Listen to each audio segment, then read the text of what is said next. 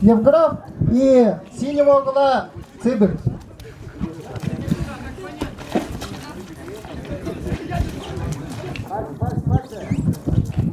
Сегодня по бурятской борьбе победу одержал Цыбер Максаров, а по Хапсагаю как раз и посмотрим, кто победит.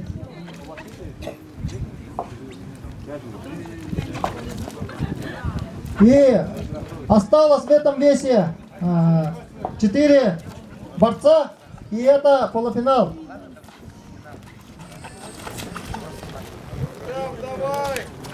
Первый полуфинал.